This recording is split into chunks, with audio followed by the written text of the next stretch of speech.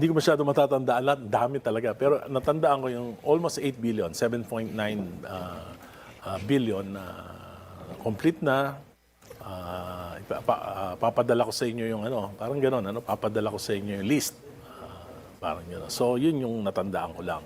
Pagkatapos, may merong mga items doon for, yun nga, sa campaign. Tapos, yung pinaka-last item na natatandaan ko doon, July 9. That was delivered to Nara. I think July 10, 2025 maybe? July 9 or Okay. basta ano yun? Delivery to Nara To Street. Nara Street. Magkano po yun? 2 billion. 2 Okay. billion. At Tapos may merong pangalan. pinangalan. May pangalan. Hindi ko na, June June Barris, Barris. I think. Yeah. Oo, hindi So, yun din hindi po ko yung- masyadong matandaan.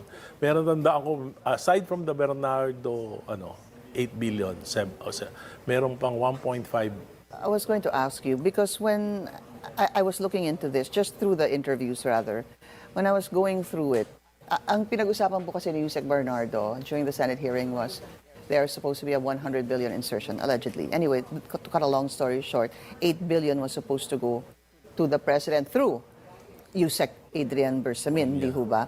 Tapos nagpunta sa parking lot ng Diamond Hotel, doon daw nagpalitan ng pera. So, ang pinag-usapan po dito, 8 billion. Pero ang pag-deliver po niya, 7.122 billion complete. Yes. Nasa na po yung 800 plus? Hindi ko alam pero ang nakita ko doon, may 1.5 billion from the Bureau of Customs and another almost 500 million from the President's confidential funds. Yes. Okay, magandang araw po muli sa inyo lahat mga kababayan. Welcome. Kamusta kayo ha? At narinig nyo ba yun mga kababayan? Sinasabi nitong si Congressman na Erisi. Doon daw sa list na nakita niya, pinakita sa kanya ni Congressman Leandro Livisti. Okay? Doon daw sa list ay may nakalagay na 7.9 billion na complete na. Okay? May items na para sa election campaign. Tapos, July 9, nag-deliver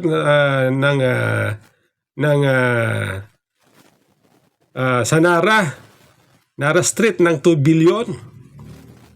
Nara Street. 2 billion, ha? Tapos, meron pa raw 1.5 billion na coming from custom. Di ba dapat pag galing custom, pagkita ng custom, ang dapat na pupuntahan yan, dapat tinutun over yan sa National Treasury. Bakit sa Pangulo? Yan tanong natin, bakit sa Pangulo? Saan gagastusin? Okay? Tapos meron pa raw almost 500 million na President Confidential Fund. Okay? Nabanggit po nitong si Erisi na kinonfirm daw, tinanong daw niya si Toby Chanco kung binigyan ba itong si Andrew E. Sabi doon ni Toby Chanco, oo. Magkano raw ang binigay? 68 million. Wow, laki, no? Talagang mamahalin talaga itong si ang talent nito si Andrew, mamahalin, biro nyo. At napakagalante naman itong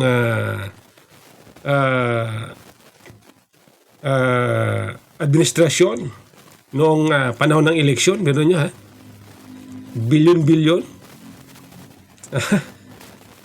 Ayon yan sa nabanggit doon sa list, sabi ni Erisi. Okay? Nabanggit din mga kababayan, nabanggit din ni Erisi na ito pa lang si Congressman Livisti ay meron daw nilapitan ni isang archbishop. At doon yata ay humingi ng tulong o advice. Ang nakakalungkot, sabi daw ay huwag daw ilabas.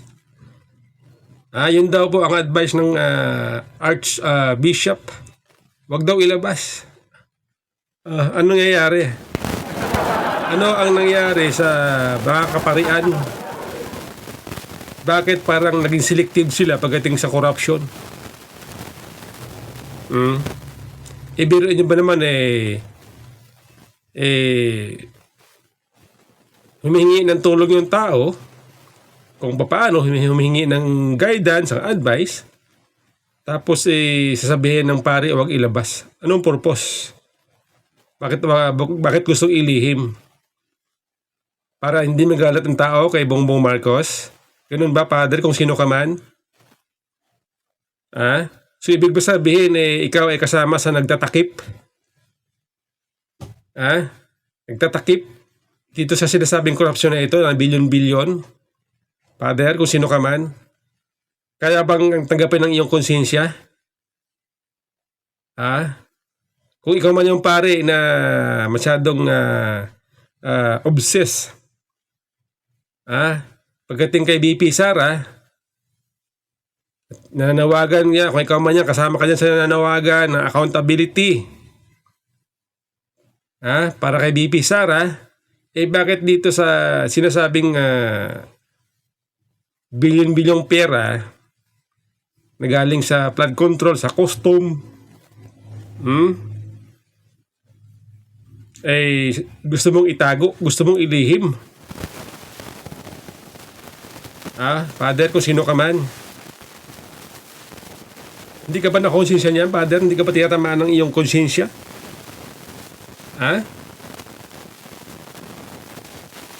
Yan ba ang natutunan mo sa salita ng Diyos? Sa Panginoon Diyos? Na maging bias, selective, Father?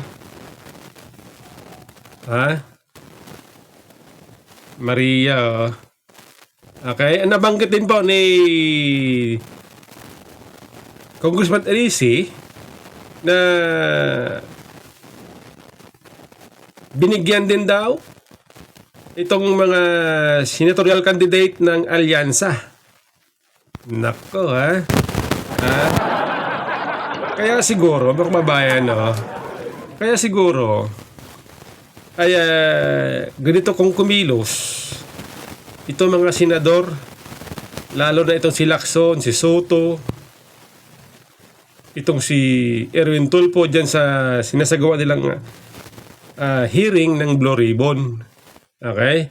Ito balikan ko lang mga kababayan matatandaan ninyo mga kababayan nung kasagsagan po ng ingay tungkol dito sa corruption sa flood control. Tapos kasabay niya na ito naman ang issue tungkol kay Senate President that time, Chis Escudero, na di umano ay tumanggap daw ng 30 million mula sa isang kontraktor para sa kanyang election campaign noong 2022. Sa katunayan po, siya po ay sinampahan ng kaso sa Comelec. Okay? At napatunayan na legal naman pala yun. Okay? Ay ang dahil doon, mga kababayan, ginamit yung issue para masibak itong si Chis Escudero sa pagka-Senate President that time. Yun ang issue yon. Ang ginamit na dahilan itong mga kasamahan dyan sa Senado, sa majority ngayon, dahil daw tumanggap itong si Chis Escudero ng election campaign na sinasabing illegal daw. Palagay ko, ginawa lang issue yon para masibak itong si Escudero bilang Senate President. At ngayon po ay si Soto na. Inagaw ni Soto ang Senate Presidency kay Chis Escudero. Ay ngayon, mga kababayan, dahil dito, dahil po dito sa nabulgar, na bilyon-bilyon, na di umano ay ginamit sa election campaign noong nagdaang election, 2025, at sinasabi na nabigyan daw itong mga senatoriable ng alyansa. So, ibig sabihin, nakinabang pala sila itong senatoriable ng alyansa. Kung totoo man itong sinasabi na sa list na ito. ni Libeste. Na ito daw galing kay Bersamin. Kung totoo man yan, abay, nakinabang pala kayo sa anomalya, sa corruption, sa flood control. O mga senador, na tumakbo noong nakarang halalan sa ilalim ng alyansa ni BBM. Okay? O sabihin natin, hindi nyo alam yon. Ngayon alam nyo na. Ngayon alam nyo na, mga kababayan. Ano ang nararamdaman nyo? Ano ang naisip nyo? Okay? Ngayon, kung alam nyo naman yun, alam niyo yon na yun ay galing sa hindi tama. Kung halimbawa alam ninyo, tanggap nyo? Ang tanong ko, tanggap ng iyong konsensya? At tapos kayo ay nagmamalinis? Yan, kung alam nyo. Kung hindi nyo alam, ngayon nalaman nyo na. Ano ngayon ang masasabi nyo sa harap ng publiko? Okay? Kaya siguro mga kababayan, kasi duda tayo kung bakit nung panahon na yon ang chairman ng Blue Ribbon Committee, si Marcolita, noong napansin ng administrasyon na papalapit na, papunta na sa Malacanang ang investigasyon, biglang biglang inagaw ang Senate Presidency, biglang inagaw ang chairman ng Blue Ribbon Committee, at ngayon si Lacson na, at ngayon si Lacson po ang nag-iimbestiga. Ito na. Kaduda-duda na.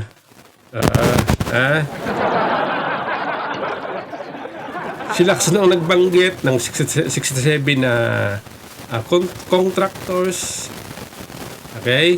Si Lacson ang nagbanggit na sinabi daw sa kanya nitong si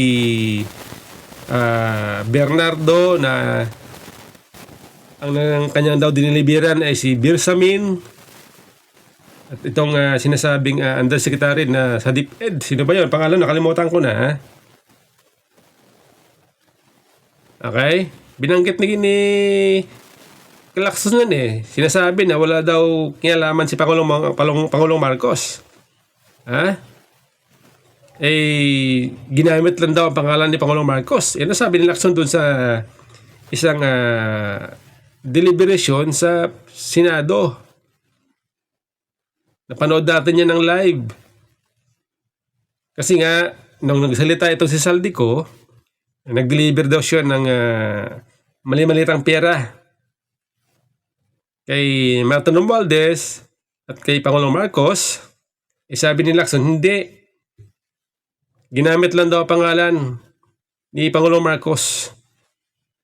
At ang nabanggit daw ay sinasabi ang tumanggap daw nitong dinilibera ni Bernardo ay ito si Bersamin, at yung isang nakalimutan ko na yung pangalan. Pasensya na kayo. Gumamit pa daw ng armor car. Okay? Tapos ngayon, ganun mayroon daw resibo. Meron daw resibo na nagpapatunay di umano na ito si Pangulong Marcos ay tumanggap ng bilyon-bilyong pera at ginamit sa eleksyon campaign. Ngayon, ang tanong natin kung totoo yan, tayo po hindi naghuhusga dahil wala tayong alam. Nagbabase lang tayo sa lumalabas ng mga report. Kung totoo yan, kayo dyan sa Senado, mga membro ng majority ng Senado, ano ngayon ang gagawin nyo kung ang namumuno sa inyo ay si Tito Soto at namumuno ng Blue Ribbon Committee ay si Lacson? Dahil kung totoo yung balitang yan, Ano ang kanilang karapatan para mabuno? Dahil ang tao po may duda sa kanila ngayon. Tayo ay may duda sa kanila ngayon. Kayo dyan sa majority, membro namang ng majority na mga senador, payag ba kayo isipin namin kayo ay protector nila? Ha? Payag ba kayo isipin namin kayo ay protector ni Soto? Ni Ping Lacson? Kasi sinasabi dito ni Erisi, tumanggap daw ang senatorial ng alyansa. Ay malamang ginamit yun sa eleksyon kung totoo yan. So ibig sabihin na kinabang sila sa anomalya, sa flood control. O palagi ba kayo dyan, mga senador na membro ng majority? Kaya nyo tinanggal si Cheese sa pagka-Senate President dahil sa issue ng pagtanggap ng campaign donor. Yan ang dahilan nyo noon eh. Ngayon, tulad yan, no, mas malaking issue, mas malaki ang amount. Di umano. Ha? Okay? Yan ang tanong natin, ha? Palagi ba kayo, isipin namin ng taong bayan na kayo dyan mga senador na membro ng majority, isipin namin kayo ay protector ng itong mga senador na tumakbo noon sa ilalim ng alyansa na di umano ay tumanggap ng campaign money galing sa flood control. Ayon yan sa list, sa report na nabasa nitong si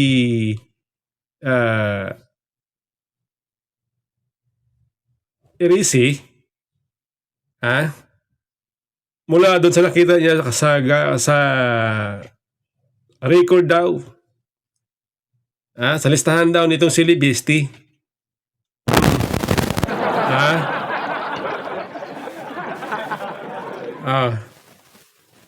Ngayon, paano ba yan? Paano ba yan, mga kababayan? Aasa ba tayo? Maniniwala ba tayo dito sa ginagawang investigasyon ng Senado, ng ICI? Aasa ba tayo na sila ay maging transparent, na lalabas ang katotohanan? Dahil kung sinasabing involved ay ang Malacanang, di ba? Walang hiya kayo, grabe kayo,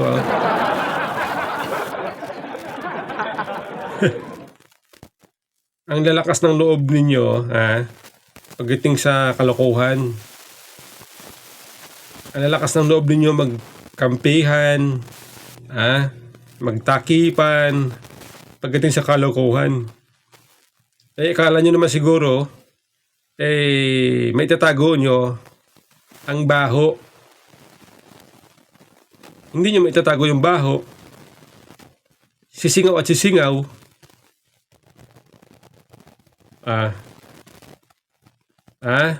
Hindi ba kayo naawa sa tao niyan? Tapos kung magsalita kayo, parang feeling nyo, napakalinis nyo. Di ba? Kung talagang malinis kayo, may konsensya kayo, magsalita kayo. Lacson, Soto, sino pa ba? Yung mga tumakbo sa ilalim ng alyansa, si Erwin Tulfo, si Lito Lapid, sino pa? Itong si Tolentino, tapos si Abalos,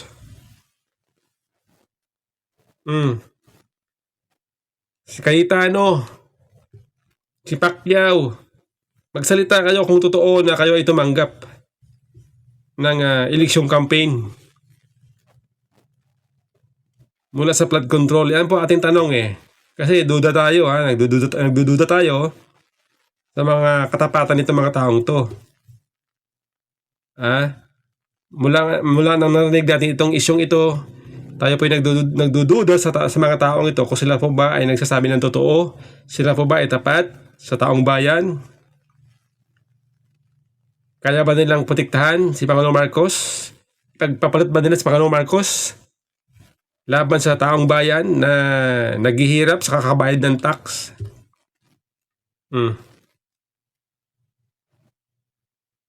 Wala pang ilang linggo na itong isyong ito, wala pang nagsasalita eh.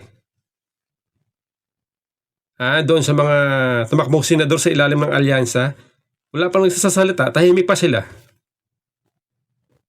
Binabanggit ang sinasabi dito sa list na ito, binabanggit ni Erisi na tumanggap daw, nabigyan daw ang senatorial candidate ng alyansa.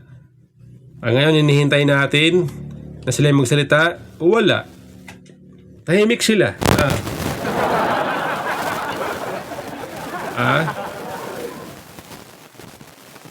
Hinihintay natin ang kanilang sagot. Wala. Tahimik sila.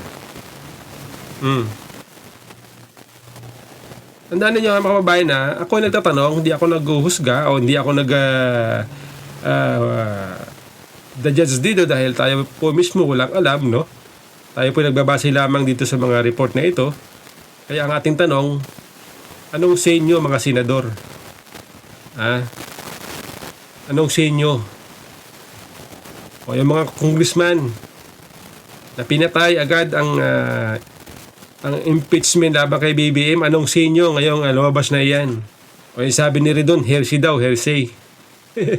Triple hearsay daw. O sabi ni Malacanang, hindi raw totoo. Ang tanong natin, paano mapapatunayan kung ayaw imbestigahan, kung pinagtatakpan?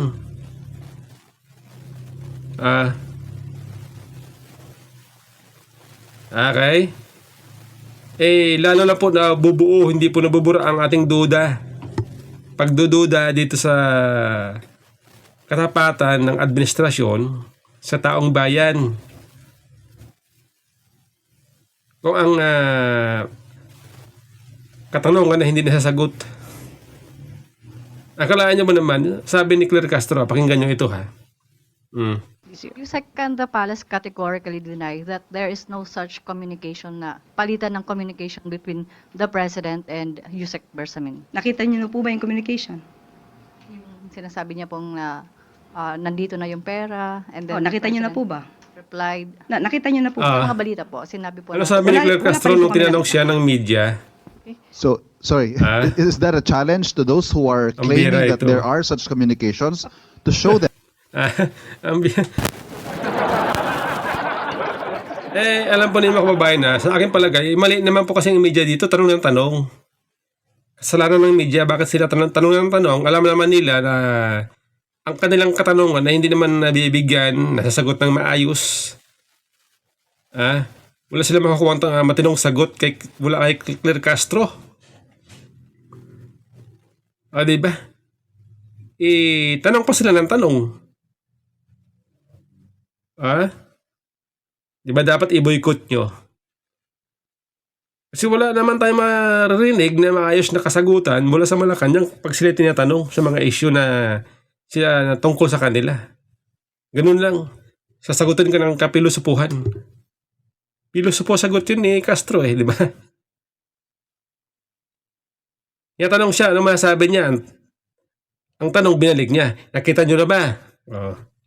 Kayo ba nakita nyo na ba? Ang bira ito.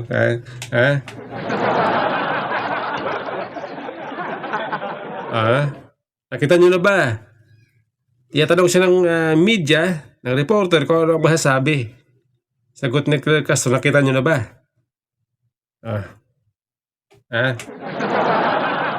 Wala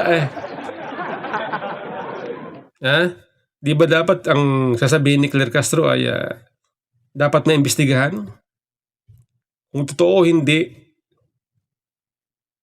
Di ba? Ganun dapat ang sagot ng tao na walang tinatago, na willing magpa-imbestiga. Sagutin ka ba naman, nakita nyo na ba? Ang bira ito. Kaya nga nagtanong, dahil hindi alam. Kaya nga nagtanong yung reporter kasi nga wala siyang alam. Tapos sasabihin dito ni Claire Castro, nakita niyo na ba? Ungas.